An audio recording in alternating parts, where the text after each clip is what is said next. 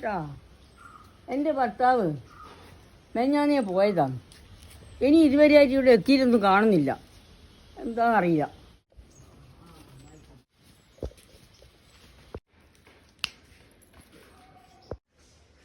ആ ലളിതേ, ഞാൻ വന്നു.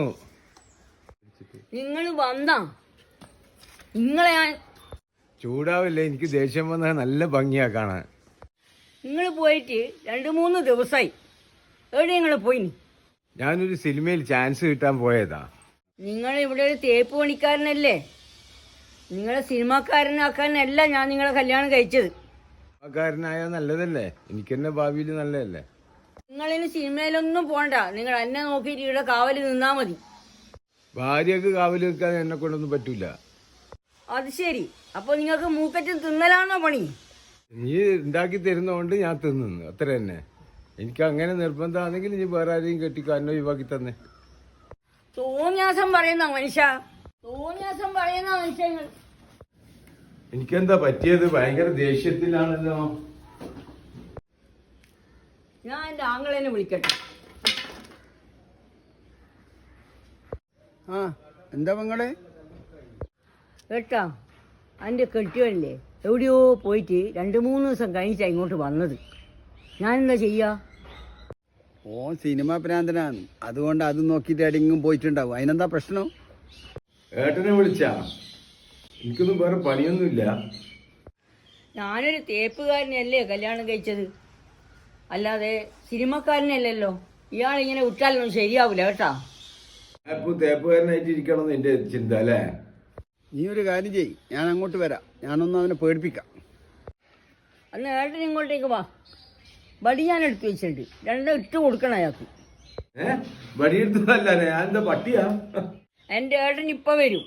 നിങ്ങൾ ഒരുങ്ങിയിരുന്നോ? ബടി ഞാനിവിടെ എടുത്തു വെച്ചിട്ടുണ്ട്. ആ വടി വേണ്ടി വരും എനിക്ക് കുത്തി അടക്കാൻ. ആങ്ങളെ ഇപ്പം വരും. നിങ്ങളെ ചിരി ഇതോടെ അവസാനിക്കും. രാത്രി എനിക്കൊരു സിനിമയിൽ ചാൻസ് ഉണ്ട്. ഇന്ന് രാത്രി ചെല്ലാൻ പറഞ്ഞില്ല അവര് എന്നോട്. ആങ്ങളെ എന്താ വരാത്തേ? ഇരുന്നുണ്ടല്ലോ. വേഗം വാ. ഇന്നാടി എനിക്ക് ഇത്ര തിരക്ക് പോകുന്ന തിന്നുന്നുണ്ടാ? തിന്നല് മാത്രല്ല, അയാൾക്ക് രാത്രി എന്നും അഭിനയിക്കാൻ പോണം പോലും. എന്ത് ഇത് പെങ്ങളിക്ക് വെള്ളം കുടിപ്പിക്കുന്നയാ? എന്റെ പൊന്നെ അടിയാൻ എത്തിയല്ലോ. അത് ഞാൻ ഏറ്റു. നല്ലോണം പറയണ കേട്ടാ. എന്താണ് ആങ്ങളി മകള് ഒരു സ്വകാര്യ പാളിയാ? ഒന്നുമില്ല അളിയ, എന്തല്ലോ ഇങ്ങനെ പറയില്ല. അത് അളിയ കാര്യം നിസ്സാരം, പ്രശ്നം ഗുരുതരാക്കുന്നവള്. അതൊന്നും സാരമില്ല അളിയ. അളിയന്റെ സിനിമാക്കാരി എന്തായി? എന്തെന്നാ അളിയ പെങ്ങള് പറയുന്നത്? അത് പിന്നെ അളിയ, നിങ്ങൾ ഓളയും കൂട്ടിയിട്ട് സിനിമക്കല്ലൊന്ന് പോണ്ടേ, അത് പറഞ്ഞതാ. മമ്മൂട്ടിന്റെ പുതിയൊരു സിനിമ ഇറങ്ങിയിട്ടുണ്ട്, നമുക്ക് ഇന്ന് പോയി കളയാം. നിങ്ങൾ ഈ സിനിമ പ്രാന്തം കൊണ്ട് നടന്നാൽ ഇങ്ങനെ ഞാൻ തച്ചു കൊല്ലും. എടി, നീ എന്താ ഇങ്ങനെ അളിയനെ ചീത്ത പറയുന്നു? ഇത്ര നല്ല അളിയനെ എവിടുന്ന് കിട്ടാതെ എനിക്ക്? സ്ത്രീധനം വാങ്ങാണ്ട് കഴിച്ചതാ. അപ്പൊ നല്ല അളിയനല്ലേ? അപ്പൊ നിങ്ങൾ അളിയനും കുളിയനെല്ലാം ഒന്നായി. അല്ലാണ്ട് നാളെ ഒരു നടനായിട്ട് എന്റെ കൂടെ ആയിട്ടും വന്ന. നീ സിനിമയിൽ ചാൻസ് വെച്ച് പോകുന്നുണ്ടല്ലോ, എന്നെയും കൂടി ഒന്ന് കൂട്ടുവോ? എന്റെ ദൈവമേ, ദൈവത്തിനെ വിളിക്കുന്ന ഒരു സ്ഥിരം പരിപാടിയാ.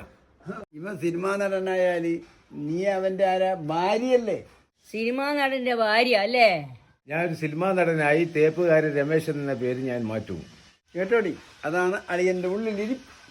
നിങ്ങൾ എന്ത് സിനിമാ നടനായാലും നിങ്ങളെ ഞാൻ തേപ്പുകാരെന്നല്ലാണ്ട് വേറൊന്നും വിളിക്കൂല. എന്റെ പൊന്ന് ഭാര്യ, ഇനിയെങ്കിലും നിങ്ങൾ അടങ്ങി ഒതുങ്ങിയാടെ നിൽക്ക്. സിനിമയിൽ ചാൻസ് ഉണ്ടെങ്കിൽ പോയിക്കോ, എന്റെ സപ്പോർട്ടുണ്ട്. ഓക്കെ, താങ്ക് യു അളിയാ.